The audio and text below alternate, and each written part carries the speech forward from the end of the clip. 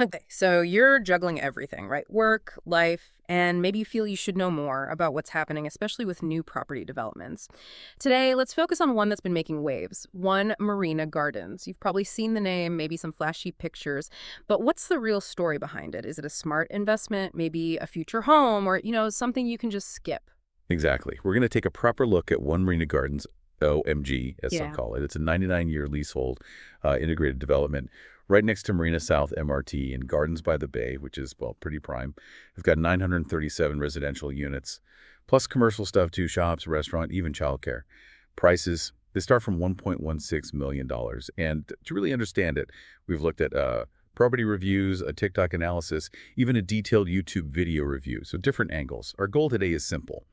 Pull out the key insights, the stuff that you need to know to decide if OMG is worth a closer look, whether that's for investment or just, living there. Okay, let's get into it then. Location is always huge, isn't it? And the big narrative here seems to be Marina South being this emerging precinct. Why is that such a big deal for One Marina Gardens right now? Well, what's really interesting is the first mover advantage. One Marina Gardens is literally the first residential development in Marina South. Now, the URA Master Plan, 2025, it outlines this whole transformation for the area. Sustainable, car light, mixed use.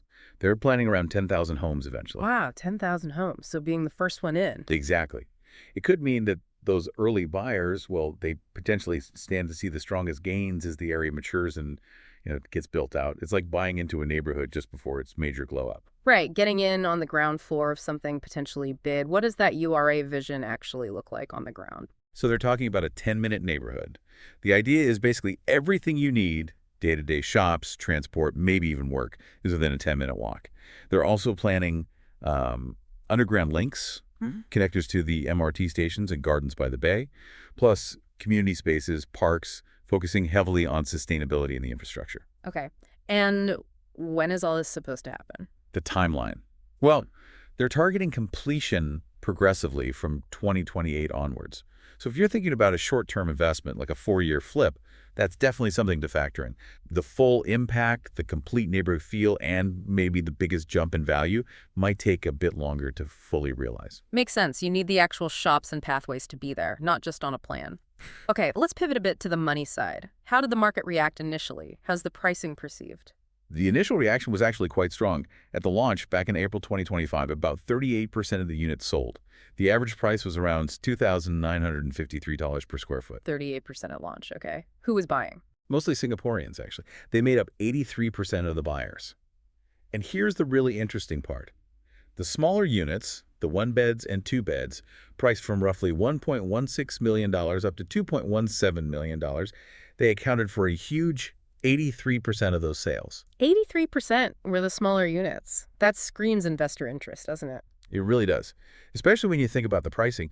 Those entry prices for OMG, they're actually comparable to new launches in the RCR, the rest of Central Region, and even some of the, pricier projects in the OCR, the outside Central Region. So you're getting a core Central Region address. But potentially at a price point you might expect just outside that core. Yeah. Savvy buyers seem to be noticing that. Right. Any other sales trends that stood out? Yeah, there was this top-down trend, meaning the higher floor units got snapped up first. Ah, the views. Precisely. Those panoramic views, Marina Bay Sands, Gardens by the Bay, the CBD skyline, people seem willing to pay a bit more for those. And apparently the price jump per floor wasn't massive, which probably encouraged it. It's also interesting, looking at the developer, Kingsford, their past pricing, it's varied. Sometimes they push prices up with demand. Sometimes they've had to cut them. For OMG, though, they seem to be going for a more, let's say, value-oriented approach, pricing it closer to RCR levels. Which sounds like a strategy to attract a broader base. Okay, moving beyond the price tag. What about the actual spaces, the units themselves? Any key design points? Yes, and this is quite important for potential buyers. OMG is a post-GFA harmonization project. GFA harmonization. Break that down quickly. Sure. It basically means things like aircon legends aren't counted in the total floor area you pay for. So compared to some older CCR projects where everything counted, you might find the layouts here are more efficient, more usable space for your money. Ah, okay. Better value in terms of actual living area. Potentially, yes. Another thing is there are no homes on the ground floor. That's all commercial space in the drop-off point. So even the lowest residential floors get a bit more privacy and elevation, which is nice in such a central area. Yeah, I can see the appeal. What Mhm. about the overall vibe, the facilities? They're aiming for a modern tropical feel, trying to blend in with all the greenery around, like gardens by the bay. You've got twin towers, sky gardens, a sky gym definitely playing up the views, and a 50-meter pool. The unit mix, as we touched on, leans heavily towards one bedrooms, about 26%, and two bedrooms, around 45%. Again, that investor focus. Uh-huh. And parking. Always a question in the city. Right. It's not one-to-one, 445 lots for 937 units. But given the high number of smaller units and the fact that the MRT is literally next door, might not be a huge issue for many residents. They do have 58 EV charging lots, though, which is good for planning. True. Thinking ahead. And maintenance fees. Apparently, they're relatively competitive, especially compared to some other well-known condos nearby, like the Sail or Marina Yeah. One. Okay, so design-wise, sounds modern, practical, with decent facilities. Let's dive deeper now into that investment angle. The YouTube analysis really focused on this, right? What were the key takeaways for potential landlords? Yeah, that analysis really hammered home the point that in Marina Bay, most buyers are investors. So rental yield is, well, critical. And the principle they highlighted is that smaller units, like the one-beds and many of the two-beds at OMG, they tend to fetch a higher rent per square foot in CBD areas. Right, more bang for your buck in terms of rental PSA. Exactly. So even though the total rent isn't as high as a larger unit, the yield percentage could be better. They estimated for a one-bed at OMG, maybe 420 to 450, 60 sound a feet. You could be looking at around $10.50 PSF in rent. That translates to maybe $4,500 a month, which, seems pretty much in line with what similar places in Marina Bay are getting now. Okay, $4,500 a month. Potentially decent income. They also mentioned rental yield rebalancing. Sounds a bit technical. What's the simple version? Okay, think of it like this. Let's say the average rental yield for condos in Marina Bay is, 3%. If you buy an OMG unit and because of its attractive entry price, your initial yield is slightly better, maybe 3.5%. When you go to sell it later, the market might still price properties based on achieving that standard 3% yield. So because your unit already generates rent that supports that 3% yield at a higher price, you might be able to sell it for more than you paid. You're kind of capturing capital gain by rebalancing your higher initial yield back to the market average. Got it. So it's about buying smart initially to potentially sell higher later based on standard yields. Makes sense. What else affects rental potential there? Oh, definitely the facing. Which way the unit looks, that's huge for tenants. The analysis pointed out that in some other developments, inward-facing units, ones without good views or light, have struggled to rent out well. Luckily, OMG does have units with those desirable bay views and gardens by the bay views, so that's a plus. So those premium views aren't just nice to look at, they directly impact the rentability and the price. What about those dual key units? OMG has one layout like that. Right, the dual key. It's an interesting option for investors because potentially you get two rental incomes from one property. You rent the main part and the studio separately. Higher overall rent possible then. Yes, potentially. And the OMG one apparently has a separate balcony just for the studio part, which is a nice touch for privacy between the tenants.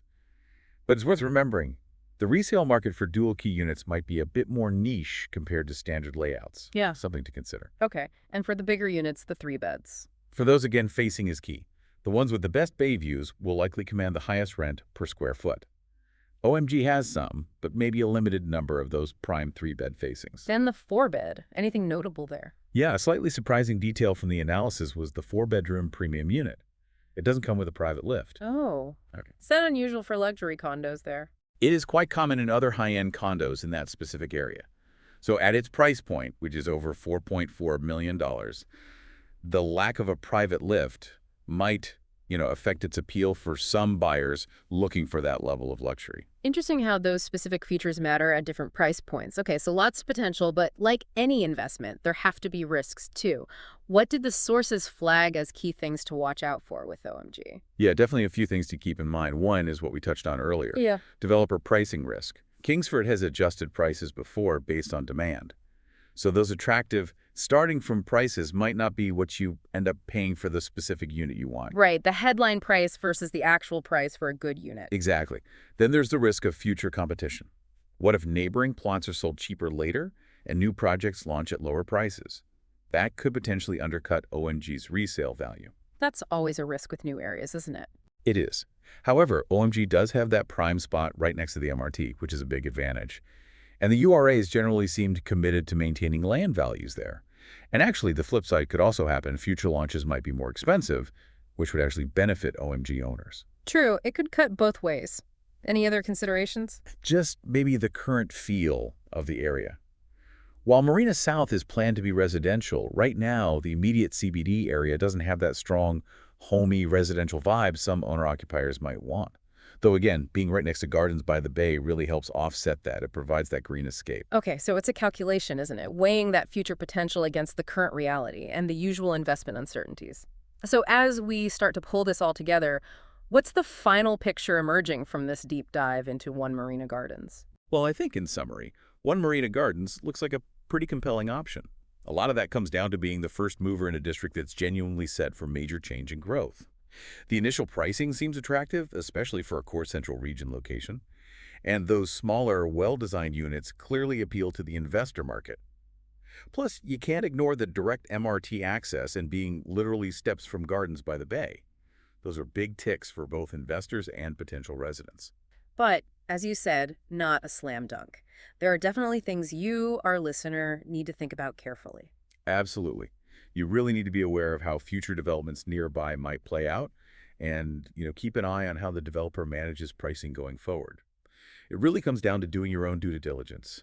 Look closely at the specific unit it's facing, its layout, and think hard about how it fits your specific goals, whether that's investment returns or your own lifestyle. Right. Okay, so for you listening, after taking this deep dive with us, here's something to chew on. Given that big, ambitious vision for Marina South and the pretty positive initial reaction to One Marina Gardens, could this development actually be a turning point for investing in the CCR? Could it maybe overcome some of the, let's say, historical performance challenges we've seen in parts of the Prime District? Or, are the existing market forces just too powerful? And thinking beyond just price and location, what other qualities maybe community feel, maybe long-term management will ultimately decide if OMG becomes a truly successful and sought-after place, not just for spreadsheets, but for the people who actually live there.